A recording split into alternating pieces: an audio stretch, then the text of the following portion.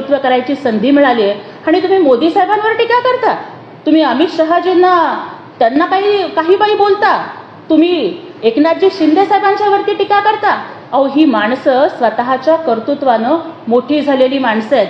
तुमच्यासारख्या वाड वडिलांच्या पुण्याईवर आयत्या पिठावर रेघोट्या ओढणाऱ्या माणसांनी स्वकर्तृत्वावर मोठं झालेल्या माणसांना काहीही बोलू नये.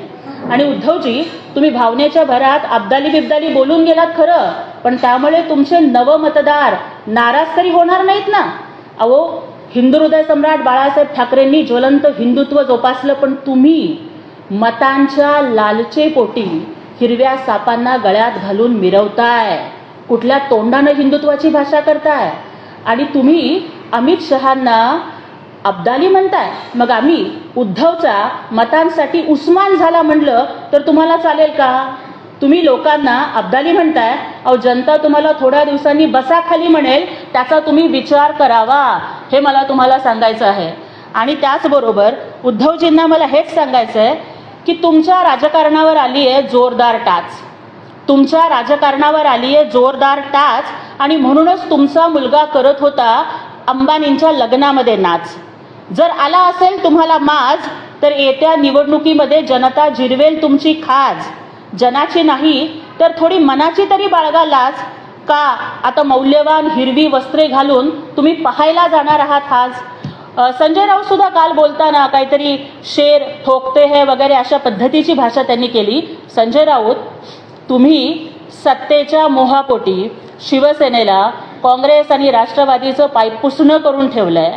आणि त्यामुळे आता उबाठाची अवस्था अशी झाली आहे की उठाव चाबुक तो सबको सलाम करते हैं, उठाव चाबुक तो सबको सलाम करते हैं, ये वो शेर है जो सर्कस में काम करते हैं. त्यामुळे संजय राऊत किंवा उद्धव ठाकरे हे जर शेर असतील तर ते सर्कशीतले शेर आहेत आणि काँग्रेस आणि शरद पवार साहेबांच्या साबकावरती नाचण्याचं काम ही मंडळी करत आहे. ताई, काल सुषमा अंधारे यांनी पूजा केडकर ही एकनाथ शिंदेची लाडकी बहिणी असे वक्तव्य केलं. खरं तर सुषमा अक्का हे आडनावाप्रमाणे खरोखरच त्यांच्या बुद्धीमध्ये सुद्धा अंधार पडला का काय, हा प्रश्न मला विचारायचा आहे. त्या काल असं सुद्धा म्हणत होत्या की आपला भाऊ हा जन्मापासूनच असलेला भाऊ असतो, एकनाथजी शिंदे साहेबांना नंतर इतक्या बहिणी कशा आल्या वगैरे. मला सांगा की रक्ताच्या नात्यापेक्षा सुद्धा मानलेलं भावाचं नातं हे खूप घट्ट असतं. एकनाथजी शिंदेसाहेब हे आमचे रक्ताचे नसले तरी आमचे हक्काचे भाऊ आहेत. पूजा खेडकर सारख्या प्रकरणावरती आम्ही अतिशय कठोरपणानं कारवाई करत आहोत. पण सुषमा अक्का, तुम्हाला सुद्धा थोड्या दिवसानंतर लाडकी बहीण योजनेची गरज पडणार आहे, कारण उद्धवजींचा खरा स्वभाव हा जुन्या शिवसैनिकांना माहिती आहे. यूज अँड थ्रो हा त्यांचा स्वभाव आहे. त्यामुळे थोड्या दिवसांनी तुम्ही अर्ज जरी नाही केला तरी सुषमा अंधारेंना आम्ही लाडकी बहीण योजनेचे लाभार्थी नक्कीच बनवू.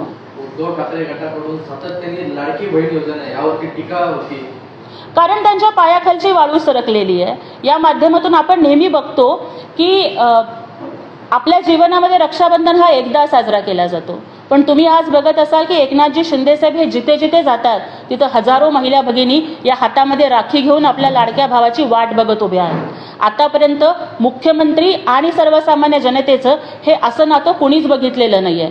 मुख्यमंत्री जनकल्याण योजनेच्या माध्यमातून ज्या वेगवेगळ्या योजना राबवत आहोत त्याच्यातली सगळ्यात ब्लॉकबस्टर योजना म्हणजे मुख्यमंत्री लाडकी बहीण योजना. जे विरोधक विचारतात ना की 1,500 रुपयांमध्ये काय होणार, खरं तर उद्धवजी, रश्मी वहिनींची एक एक साडी 1.5 लाखाची असेल म्हणून कदाचित तुम्हाला 1,500 रुपयांची किंमत कळत नसेल.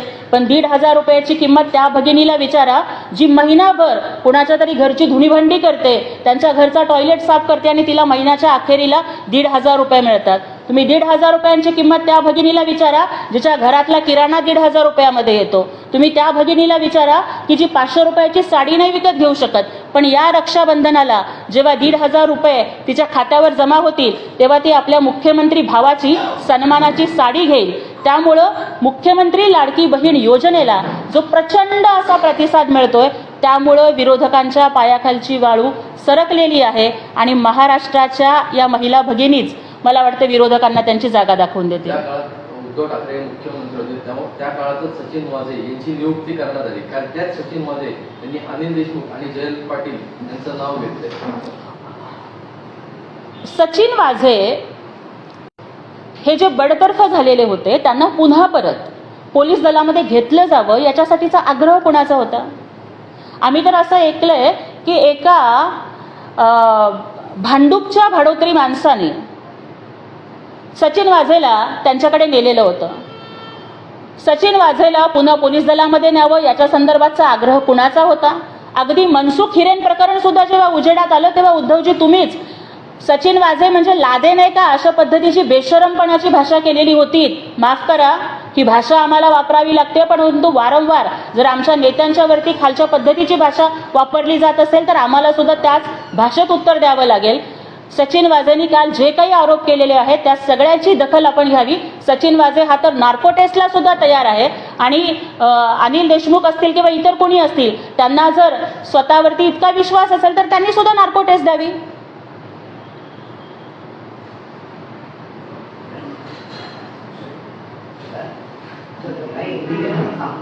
हो जी.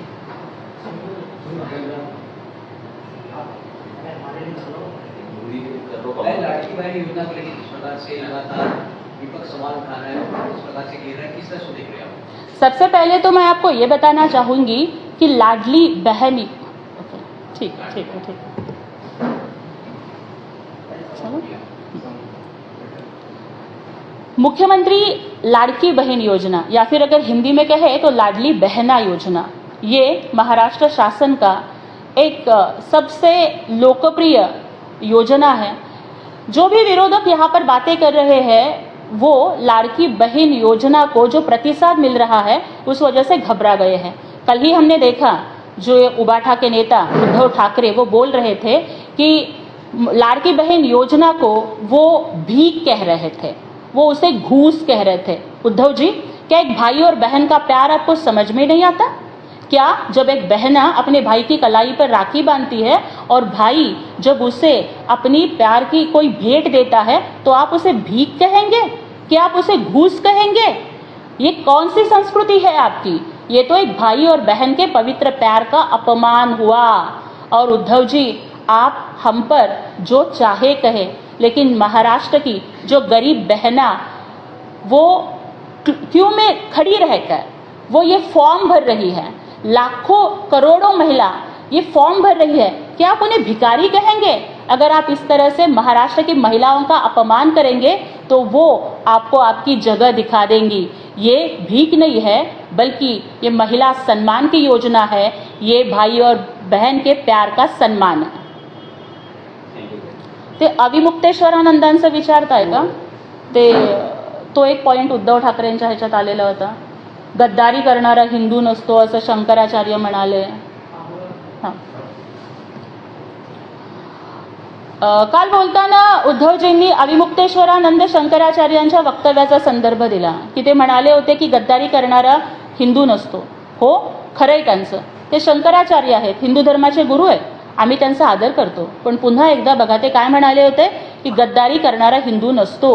मग मला उद्धवजींनी प्रश्नाची उत्तरं द्यावीत की 2019ला हिंदुत्वाच्या नावावरती मतं मागून, मोदी साहेबांचा फोटो लावून मतं मागून त्यानंतर जनतेशी गद्दारी कुणी केली होती? सत्तेसाठी हिंदुत्वाला हरताळ फासून काँग्रेस आणि शरद पवार साहेबांच्या पायपुसणं बनण्याचं काम कुणी केलेलं होतं? तुम्ही खरे जनतेचे गद्दार आहात. आम्ही शंकराचार्यांचा मताचा आदर करतो. आम्ही उलट जनमताशी इमान राखलेलं आहे.